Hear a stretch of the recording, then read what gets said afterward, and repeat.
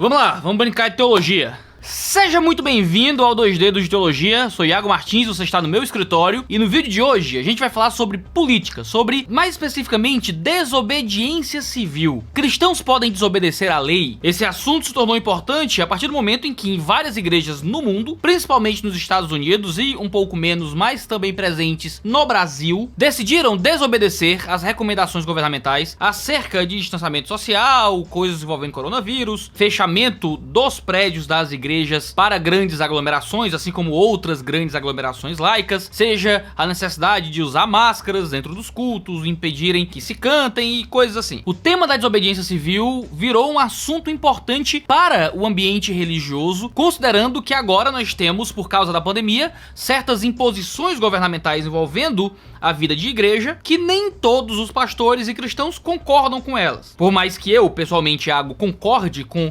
praticamente todas as imposições que eu vi sendo aplicadas aqui na minha cidade, e sou muito grato pelo ambiente de reabertura gradual, mas já bem avançado que a gente tem vivido aqui em Fortaleza. Por outro lado, outros pastores não concordam com isso e acreditam que a função deles como bons cristãos é desobedecer à lei. Mas o que é que a Bíblia fala sobre isso? Desobediência civil, desobedecer à lei? O que é que a Bíblia fala sobre submissão às autoridades? A gente vai cair fundo nesse vídeo em Romanos 13, em outros textos do Antigo e do Novo Testamento acerca de desobediência civil. Vamos falar um pouco sobre absolutismo graduado do Norman Geisler, esse calhamaço de ética cristã que ele desenvolveu, que é a melhor defesa de uma posição ética que lida com os conflitos relacionados à obediência e desobediência do governo. E vou usar muito do trabalho de pesquisa que eu apresentei no Alvorecer dos Deuses, o meu último livro agora, que saiu pela Thomas Nelson Brasil. O último capítulo do Alvorecer dos Deuses se chama A Desgraça da Idolatria Política, submissão às autoridades diante da besta que saiu do mar. E nesse capítulo eu falo bastante de Romanos 13 e lido com a questão da desobediência civil dentro do contexto de idolatria. E a gente vai desenvolver um pouco desse livro aqui e outras coisas que não estão no livro no vídeo de hoje. Vamos lá! Romanos 13 é talvez o principal texto do Novo Testamento acerca de obediência às autoridades. O contexto é a cobrança de impostos. No Império Romano, os impostos eram cobrados de todas as províncias, já que era necessário pagar as contas do imperador e manter a imensidão do império subsistindo. Além disso, o imposto era um sinal de conquista dos romanos, atestando a supremacia e a soberania daquele estado sobre os estrangeiros. A carta de Paulo aos Romanos foi escrita em uma época em que a insatisfação com as taxas que eram cobradas por Nero estava cada vez mais crescente, e isso fazia parte da vida daqueles cristãos judeus que estavam vivendo ali sobre o poderio de Roma. O contexto de Romanos 13 parece ser que cristãos, principalmente de origem judaica, queriam não pagar impostos a César. Aqueles cristãos queriam sonegar imposto. O verso 7 explica esse contexto, quando Paulo diz: paguem a todos o que lhes é devido, a quem tributo, tributo, a quem imposto, imposto, a quem respeito, respeito, a quem honra, honra. O teólogo Thomas Coleman publicou um excelente estudo a respeito do uso dessas 4 palavras nos tempos bíblicos. Ele chegou à conclusão de que tributo e imposto aqui são 2 palavras com sentidos um tanto diferentes. Imposto, foros, falava de um imposto direto, enquanto telos era um imposto indireto, que vinha como uma taxação sobre bens e serviços. Nesse imposto direto, havia o chamado tributum soli, que era o imposto pago sobre a terra, e o tributum capitis, que era o imposto que era pago sobre a renda. Por mais que sejam polêmicos certos detalhes acerca do direito greco-romano, é bem aceita a informação de que, pelo menos em certas partes do império, tudo que podia ser taxado era taxado. Há registros de que eram taxados pregos, grãos, animais, terras, casas, óleos, gramas e até mesmo sexo. Até a pessoa que coletava impostos pagava um imposto para poder coletar impostos, de forma que o telos era muito mais lucrativo ao Império Romano do que o fobro. Isso deixava o pessoal, claro, indignado. Ninguém queria ficar pagando tanto imposto. Fora que, para os judeus, pagar imposto a Roma tinha consequências teológicas muito claras. Eles estavam sujeitos a outro povo, e isso não era agradável a nação escolhida de Israel. Tanto que cobradores de impostos, os publicanos, eram os piores inimigos da fé judaica. Lembre que os judeus não possuíam uma configuração de fé como a nossa, gentios, cristãos, porque nós não temos uma terra, nós não temos uma política terrena com leis específicas para a política terrena da cidade e igreja, nós não temos o exército enviado da parte de Deus, nós não temos uma cidade-estado, nós vivemos sem terra, sem pátria, aguardando um estado futuro. Para os judeus, viver a fé deles era muito intrinsecamente relacionado a uma questão política e nacional. Para esses judeus que se tornaram cristãos, pagar impostos a César era uma coisa ainda muito dolorosa. Como é que Paulo lida, então, com esses cristãos que queriam, de alguma forma, se impor contra as leis injustas que eles julgavam erradas do Império Romano. Cristãos que queriam fugir de imposições estatais que os desagradavam e que prejudicavam a vida deles. Paulo começa dizendo que aqueles irmãos deveriam se sujeitar às autoridades. Na língua grega, Paulo fala de autoridades superiores, que é o termo que Paulo vai usar para falar diretamente das forças políticas, digamos assim, dos indivíduos governantes, essas autoridades que estão acima de nós. Isso significa então que a nossa submissão às forças políticas é uma submissão aos indivíduos políticos? Eu tenho que obedecer àquele indivíduo específico? Eu vou argumentar que não, certo? O modo como Paulo argumenta faz parecer que ele está mais preocupado com a autoridade, o exercício de autoridade daquele indivíduo, do que aquele indivíduo por si só. Ao modo como ele exerce o seu poderio político como figura política, dentro do seu exercício de ofício como autoridade governamental, não como indivíduo governante. A gente pode argumentar que a linguagem paulina está intimamente relacionada à ideia de obediência às leis. O insubmisso ali no caso não é quem vota em outro governante, quem não gosta do governante, quem fala mal do governante, mas o insubmisso não é quem está em oposição, o insubmisso é quem é criminoso. É aquele que pratica maldade, diz no verso 3, é aquele que não paga impostos, diz no verso 7, e é aquele que não teme nem honra os líderes, ainda no verso 7. Uma estrutura que se repete também em outros textos não paulinos, como em Tito 3 e em 1 Pedro 2, em que sujeição às autoridades vem em paralelo com obedecer às leis. É por isso que em Atos 16, quando diante de autoridades superiores, Paulo apelou à lei romana, que estava sobre toda autoridade, reclamando a ausência de um processo formal contra o cidadão romano. Ou seja, Paulo usou as leis como autoridade sobre as autoridades. O mesmo acontece em Atos 2, além do retratado em 2 Timóteo 4. Ou seja, Paulo está dizendo que devemos ser sujeitos às autoridades superiores. Outra forma de dizer a mesma coisa é que todos devemos obedecer à lei. Todos devemos estar sujeitos às regras, à lei que foi posta por essas autoridades superiores. Se um vereador vem aqui em casa, se o presidente manda eu fazer alguma coisa, eu não devo nenhuma obediência direta a ele. Eu não tenho que estar sujeito à figura do presidente, à figura do prefeito, mas sim ao exercício de governo, que é descrito, que é resumido em termos de leis, de regras, daquilo que a gente deve obedecer para o bem-estar social. Dessa forma, autoridades superiores devem ser interpretado como uma sinédo, uma parte pelo todo. O motivo é porque, dentro de um ambiente não exatamente republicano, não exatamente constitucional, a figura da autoridade se mistura com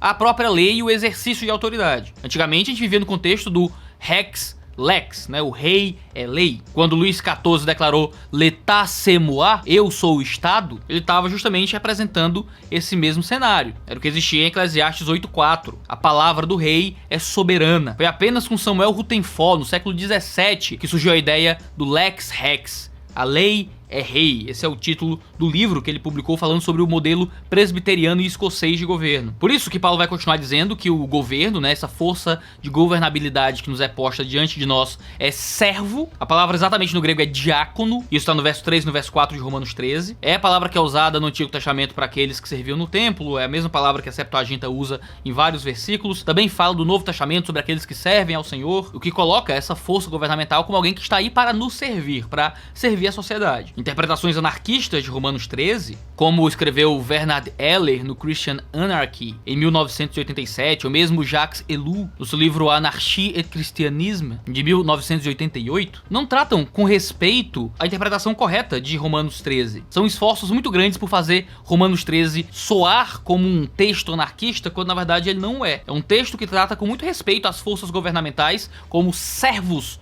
do povo. Claro que a gente se torna, muitas vezes, propenso a um tipo de absoluta anarquia quando a gente tá chateado com aquilo que a gente vê nas esferas políticas e governamentais. Foi o mesmo sentimento do Lev Tolstói, quando ele escreveu na sua magnum opus de não ficção O Reino de Deus está em Vós, quando chocado com a violência governamental, propunha governo nenhum. Mas Deus criou um sistema de leis para o nosso bem. Deus criou um sistema de governo civil para servir a sociedade. Por isso que é Deus que põe os governantes no poder, é Deus que os coloca lá, é Deus quem dá os governantes aos homens e dá o sistema de leis aos homens. Paulo vai dizer no verso 1, as autoridades que existem foram por ele estabelecidas. E também são descritos como o que Deus instituiu, lá no versículo 2. Isso segue toda a tradição do Antigo Testamento de Deus ser aquele que põe os governantes no lugar. Daniel diz que o Senhor remove os reis e os constitui, o Altíssimo tem domínio sobre o reino dos homens e a quem quer constitui sobre eles. O próprio Jesus diz em João 19, não terias nenhuma autoridade sobre mim, se esta não fosse dada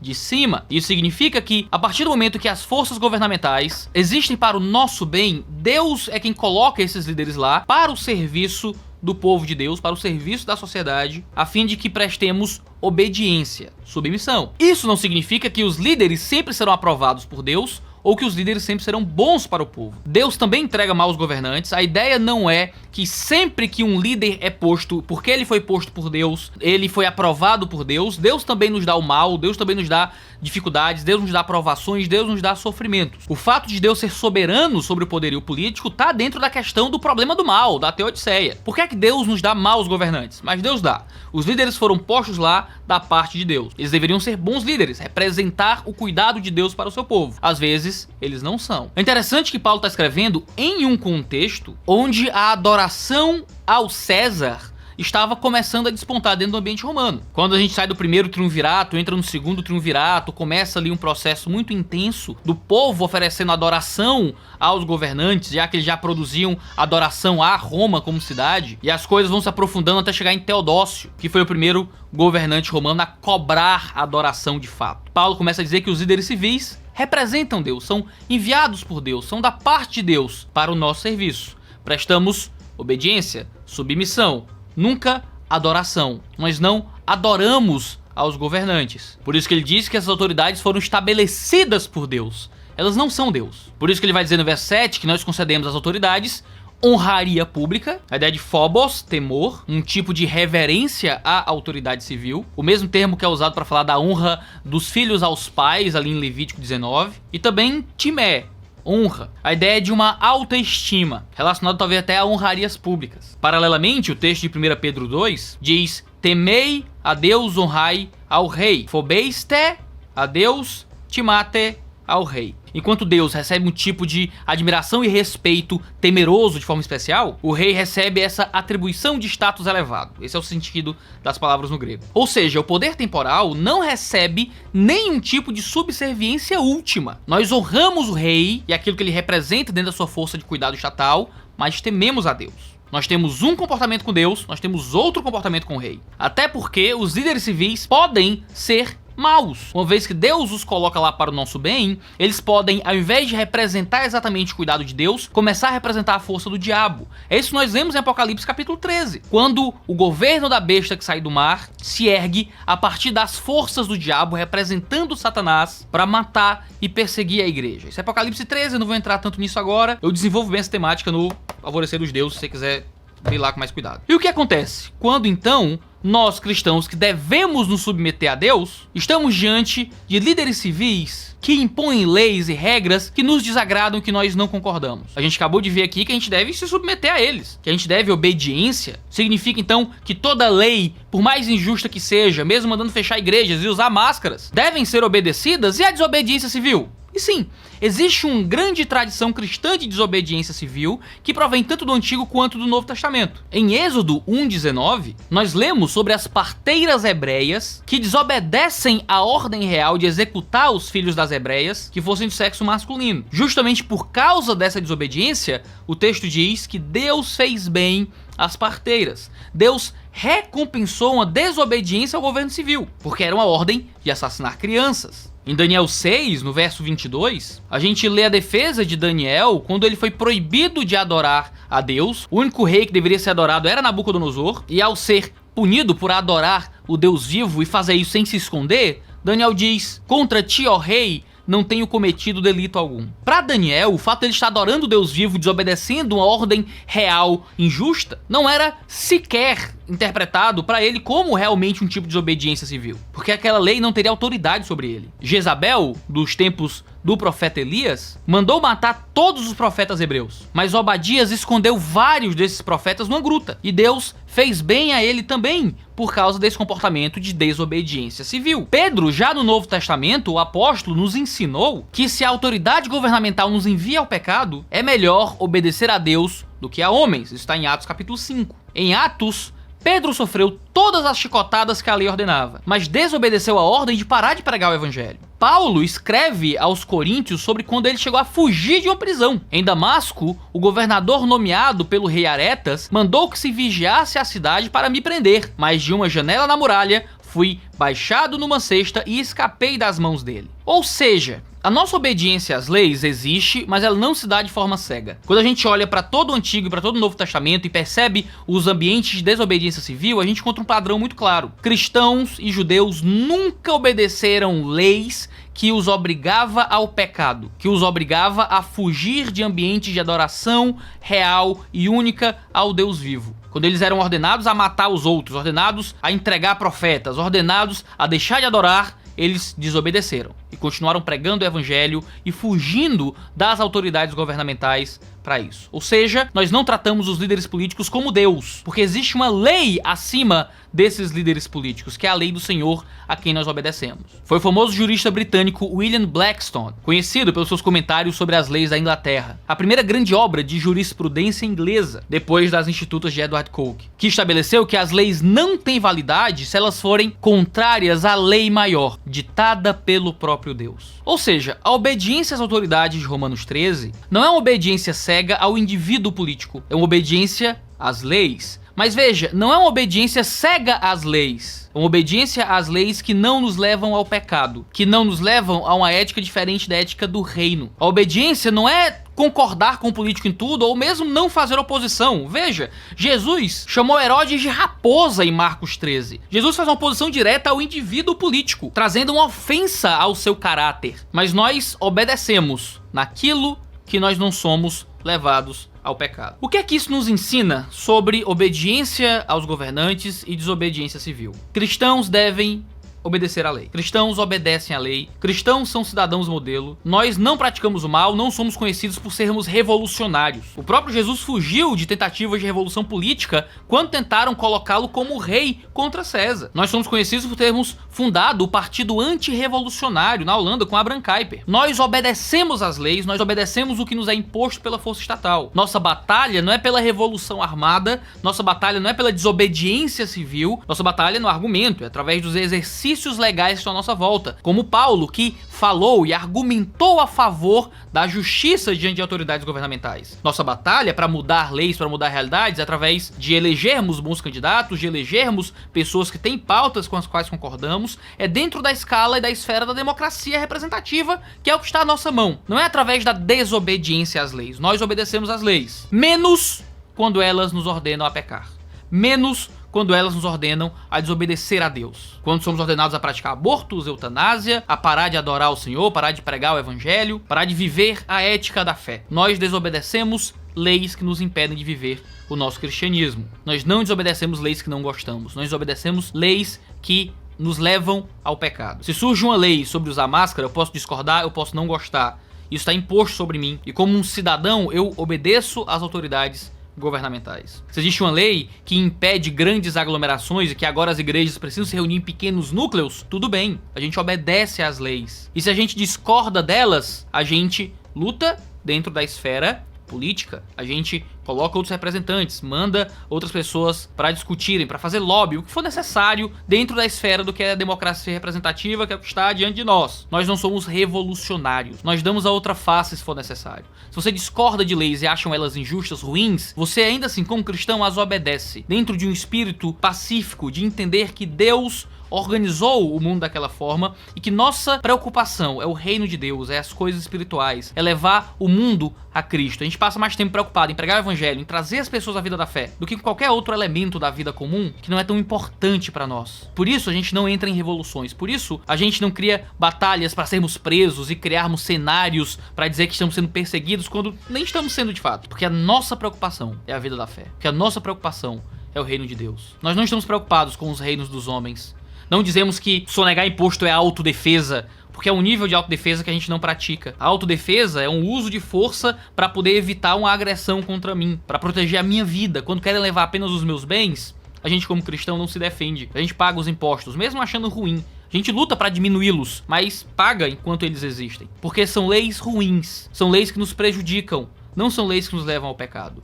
Uso de máscara, distanciamento social, pequenas reuniões dentro das comunidades contra grandes aglomerações, você pode discordar disso. Você pode não gostar disso. Eu sei que em alguns lugares do mundo isso está sendo usado como exercício anti-liberdade religiosa. Claro, existem maus governantes no mundo inteiro, mas nós obedecemos e lutamos dentro de uma esfera política, contra imposições políticas, e não na esfera da desobediência civil, a menos que sejamos obrigados a pecar. É aí que a gente entra justamente na ideia do absolutismo graduado que o Norman Geisler desenvolve nesse livro. Eu acho que você deveria lê-lo, de que nós entramos em conflitos éticos quando a gente tá dentro da fé. Existem mandamentos que às vezes não são possíveis de serem obedecidos ao mesmo tempo. Eu devo obedecer à lei, mas a lei me ordena ao pecado. O que é que eu faço? Eu tô escondendo um judeu na minha casa e eu sou obrigado a entregá-lo. Eu sou obrigado a matar as crianças judias, masculinas, mas quando me perguntam por que eu matei, eu não digo por que é que eu matei de verdade. Existem momentos em que a proteção da vida e casos extremos de sobrevivência cobram que a gente quebre um outro mandamento. A gente tem que se submeter às autoridades, amém. Mas quando isso significa desobedecer a Deus, a gente ignora por um tempo, coloca em moratória por um tempo a ideia de obedecer às autoridades para obedecer a Deus. Isso não significa uma desobediência total às autoridades, mas naquilo que entra em conflito com o que a gente realmente acredita que é da fé. O que é que você acha disso? A gente pode falar um pouco mais sobre Norman Geisler posteriormente, mas aqui eu queria comentar mais sobre desobediência e obediência civil dentro de um cenário como esse que a gente está vivendo. O que é que você acha disso tudo? Comenta aí embaixo, vamos manter esse debate aquecido e feliz e respeitoso, que é importante no modo como a gente constrói teologia aqui na internet. Deus abençoe todos vocês, a gente tem vídeo toda terça e quinta-feira, 10 horas da manhã, aqui no canal do 2 Dias de Teologia, e toda quarta-feira lá no canal do Mundo Cópia, nosso canal secundário, onde a gente fala de filmes, seriados, cultura pop, dentro de uma perspectiva cristã. Deus abençoe todos vocês, até a próxima, valeu negado, um cheiro no seu cangote e tchau, tchau. Queriam avoid taxes, né? Como é que a gente fala em português? É a coisa mais babaca do mundo esquecer como fala uma palavra em português, né? Avoid taxes. Sonegar imposto. Aqueles cristãos queriam sonegar imposto. Cristãos são cidadãos modelo, cidadãos. Tu lê, bota certo aí que eu esqueci qual é. E eu tô morrendo de fome pra almoçar.